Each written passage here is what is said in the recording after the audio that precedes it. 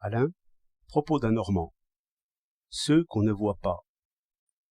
Il n'est pas rare que des employés estiment leur patron. Toutes choses égales, ils estimeront moins un gérant. Pourquoi?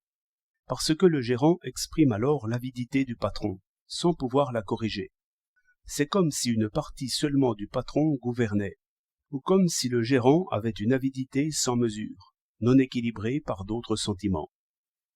En peu de mots, ce qui est effrayant dans notre système économique, c'est l'absence du propriétaire. Peut-être travaille-t-il ailleurs, peut-être ailleurs est-il intéressé par quelque innovation ou par quelque ingénieux mécanisme. Peut-être ailleurs est-il amical et charitable pour des hommes qu'il voit.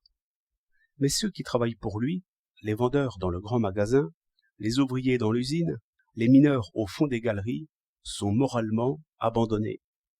Pour l'ingénieur qui est sur le chantier, un boisage est un boisage, un ventilateur est un ventilateur. Et pour le propriétaire de la mine, s'il est à Nice ou en Égypte pendant ce temps-là, un boisage est une dépense, un ventilateur est une dépense. Il ne voit que les profits, il oublie les hommes. On oublie bien vite ce qu'on ne voit pas. Au contraire, partout où vous voyez que le patron travaille avec ses hommes, il y a une justice, une humanité, une fraternité inévitable. Car ces sentiments sont naturels. Seulement, ils ne prennent naissance que si l'homme perçoit l'homme. Mettez un mur entre les deux et racontez les souffrances au lieu de les faire voir. Ce seront de froides images pour l'intelligence. Le cœur ne sera pas touché. Ou bien alors, c'est que le narrateur sera ému lui-même, et bien éloquent. Alors, l'auditeur sera ému, mais par sympathie pour le narrateur, parce que le narrateur est présent. Au temps du grand roi, le courtisan tenait à se faire voir. Profond calcul qui dispense de bien d'autres calculs. On ne s'intéresse réellement qu'aux gens que l'on connaît.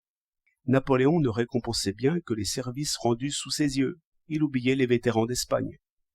Tel actionnaire des mines s'intéresse à la santé de sa concierge et à l'humeur de son valet de chambre, mais non pas à ceux qui poussent des wagonnets à 500 mètres sous la terre.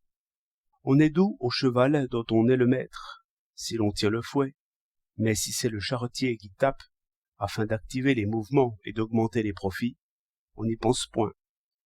Il y a sur la terre, au soleil, un cavalier qui caresse son beau cheval, et sans calcul, par mouvement d'amitié. Mais le cheval de la mine, qui mourra sans revoir les champs, l'herbe et les ruisseaux, n'a d'ami que son palefrenier. 26 mars 1912.